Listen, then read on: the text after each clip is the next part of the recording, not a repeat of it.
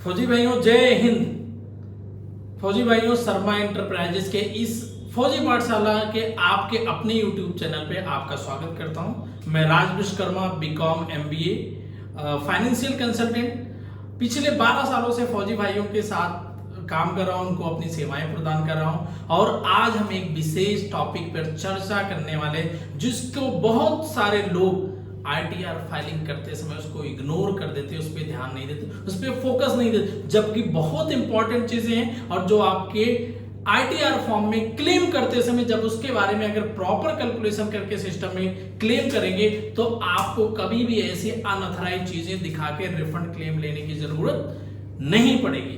तो फौजी भाइयों जिस चीज के बारे में हम बात करने वाले हैं उसको बोलते हैं एरियर क्लेम सेक्शन 89 कहिए, जिसके लिए टेनी फॉर्म भी फिल किया जाता है।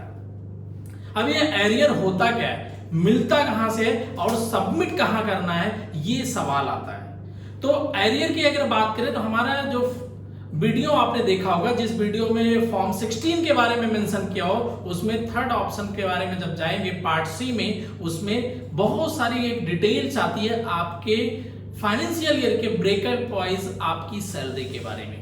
वो ब्रेकअप वाइज सैलरी वो चीज की होती है जो पुराना आपका किसी इंक्रीमेंट हो सकता है, पेंडिंग अमाउंट हो सकते हैं, कहीं के कुछ चीजें एक्सपेंस हो सकते हैं जो आपको during the financial year department नहीं रिलीज कर पाया किसी भी कारण से, उसको जब वो रिलीज करता है तो उस लास्ट पेज पे ब्रेकअप वाइज अलग अलग साल की डिटेल देता है। उसमें आपको ये भी मेंशन करेगा कि आपकी पूरे साल की इनकम कितनी हो गई और आपने पिछले साल के या उससे पहले के कितने रुपए किस साल के डिपार्टमेंट ने पेड किए।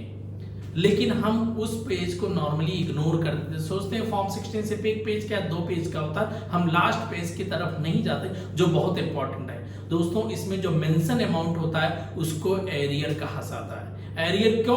क्योंकि ये आपका लास्ट ईयर का होता है या उससे पहले का अमाउंट है या उससे पुराना कोई फंड का अमाउंट होता है जो टाइमली आपको नहीं देता डिपार्टमेंट, इस वजह से आप सेक्शन 89 में इसका क्लेम कर, गवर्नमेंट ने प्रॉपर प्रोविजन दिया है। बट क्लेम करते समय एक बात का ध्यान रखना है, जब भी सेक्शन 89 में आप क्लेम करने जाएंगे उसमें समय पे आपको टेनी फॉर्म सबमिट करना पड़ेगा, प्रॉपर मेंशन किया गया है। सेक्शन 89 में जब आप क्लेम करते हैं तो सेक्शन 89 में D6 एक ऑप्शन आता है जो आपका कंप्यूटेशन ऑफ टैक्स पेबल में आएगा, जो पार्ट डी में है, जो आपको मेंशन किया गया है आईटीआर फॉर्म को कैसे आप समझ सकते हैं, कैसे आप रीड कर सकते हैं। जब उसमें देखेंगे तो प्रॉपर डिटेल्स मेंशन की गई। अब अंडर रिलीफ जो सेक्शन 89 होगा, इसमें जो भी अमाउंट होगा टेनी फॉर्म के कैलकुलेशन का वो आपको सेव करना है। जो अंडर सेक्शन 89 का अमाउंट होगा बन के आएगा टेनी फॉर्म को कैलकुलेट करने का, उस अमाउंट को D6 में आपको मेंशन करना है आईटीआर फॉर्म में, इस बात का ध्यान रखिएगा।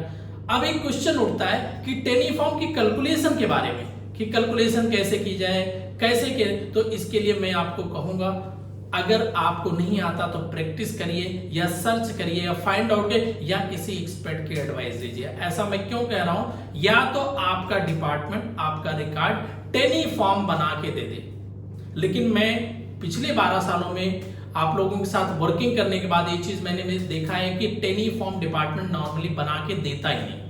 रिकॉर्ड से आप मांगेंगे, टेनी फॉर्म बना के नहीं देता, तो टेनी फॉर्म बनाना थोड़ा सा क्रिटिकल हो जाता है, टफ हो जाता है। अब टेनी फॉर्म बनाने के लिए क्या करना पड़ेगा, आपको लास्ट ईयर या उससे पहले की फाइनेंशियल की जो टैक्सेबल इनकम होती है आफ्टर डिडक्शन के बाद, वो इनकम जो करंट ईयर फॉर्म 16 में होगी टैक्सेबल इनकम होगी, उस इनकम को मेंशन करना पड़ता, प्रॉपर उसमें कॉलम है दिया गया है। और उसके बाद जो एरियर अमाउंट मिला है आपको ब्रेकअप वाइज अलग अलग साल के, वो भी आपको मेंशन करना पड़ेगा। फिर उसकी एक कैलकुलेशन बनती है कि अगर वो पैसा लास्ट ईयर में आपको मिला होता तो कितना टैक्स कटता, या उससे पहले मिला होता तो कितना टैक्स कटता। वो ब्रेकअप वाइज कैलकुलेशन करने के बाद आपको सेक्शन 89 का अमाउंट रिफ्लेक्ट होगा और उस अमाउंट को भरना है। और अगर आप जरा सा भी गलती करेंगे, 1 रुपए का भी फर्क आ गया सेक्शन 89 में, तो डिपार्टमेंट आपके टेनी फॉर्म को कंसीडर नहीं करेगा और उसको रिफंड नहीं देगा उस सेक्शन 89 के अमाउंट का। और इसीलिए मैंने पिछले 12 सालों में देखा है, जब मैं आईटीआर फाइल हमारे पास पढ़ने के लिए आता है, देखने के लिए आता है, क्रॉस चेक करने के लिए कभी भेजते हैं, जो भी है तो उनको चेक करने के बाद ये पता लगता है कि उनका 4 लाख 5 लाख 8 लाख रुपए तक एरियर क्लेम आया है। लेकिन जब ITR फाइल करते समय दिखाया गया तो वो कहीं ना कहीं ऐसे हेड में दिखा गया जहां पे अनजस्टिफाइड है। रिफंड क्लेम लेने के अंडर सेक्शन 10 में दिखा दिया जाता है। कभी कभी क्या है कि होम लोन के क्लेम में दिखा दिया गया, एजुकेशन में दिखा दिया गया, या कहीं और एक्सेट्रा जो जितने भी हेड हैं उन सब में मेंशन करके रिफंड क्लेम लेने की कोशिश करते हैं। फौजी भाइयों, ये अनऑथराइज्ड वे है। अनऑथराइज्ड वे पे अगेन आपको चैलेंजेस फेस करने पड़ेंगे। फाइनेंशियल चैलेंजेस आपको ज्यादा, फिर मेंटल हरासमेंट फेस करना पड़ता है क्योंकि आपने कहीं के हेड का क्लेम कहीं और दिखा दिया। इसलिए बहुत सावधानी बरतिए। सेक्शन 89 बहुत अच्छी चीज है जो आपको क्लेम में आराम से इजीली दिखा सकते हैं और दिखा के आप क्लेम ले सकते हैं। जो आपका जस्टिफाइड रिफंड अमाउंट बने वो इजीली भी बनता और अच्छा भी बनता है। मतलब ये कह सकते हैं अंडर क्लेम भी नहीं बनता, ओवर क्लेम भी नहीं बनता, आपका जस्टिफाइड क्लेम बन जाता है।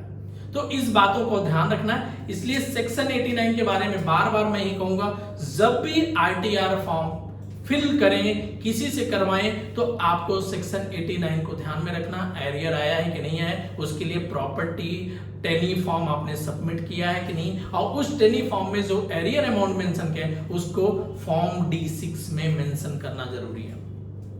तो फौजी भाइयों, आई होप आपको एक वैल्यूएबल इंफॉर्मेशन मिली जो कि नॉर्मली लोग दिखाते नहीं, इसको इग्नोर कर देते हैं। फौजी भाइयों, इसीलिए शर्मा एंटरप्राइजेज पिछले 12 सालों से सेक्शन 89 के रिगार्डिंग बड़ा ख्याल रखता है, ध्यान रखता है। जो भी क्लाइंट हमारे साथ कनेक्टेड है, सर्विसेज ले रहे हैं, इन चीजों का प्रॉपर मेंशन किया जाता है और उनको बताया भी जाता है कि सेक्शन 89 के बारे में कि हाँ आपका ये चीजें यहाँ पे एरियर क्लेम बनता है, इसलिए आपका इतना अमाउंट आपका बनेगा। और इसका मेन पर्पस क्या होता है कि अनऑथराइज्ड क्लेम ना हो, फ्यूचर में जो आपके फाइनेंशियल इश्यूज या चैलेंजेस आने वाले हैं लीगल नोटिस के थ्रू, उनसे आपको बचाया जा सके। सेक्शन 89 के बारे में और अगर आप डिटेल्स इंफॉर्मेशन चाहते हैं, आपके सवाल है, तो स्क्रीन पे दिए गए नंबर पे आप कॉल कर सकते हैं या आप कमेंट बॉक्स में जाके अपना नाम और नंबर छोड़ सकते हैं। हम आप तक अप्रोच करेंगे, आपकी प्रॉब्लम का सलूशन आप तक प्रोवाइड कराएंगे। ऐसी ही बहुत सारी वैल्यूएबल इंफॉर्मेशन के लिए इस चैनल को सब्सक्राइब करें और अपने दोस्तों को भी इसका लिंक शेयर करें, जिससे कि और वैल्यूएबल इंफॉर्मेशन उन तक पहुंच के उनके लाइफ में वैल्यू ऐड कर सके। और मिलते हैं अपने नेक्स्ट और अमेजिंग वीडियो में, तब तक के लिए जय हिंद।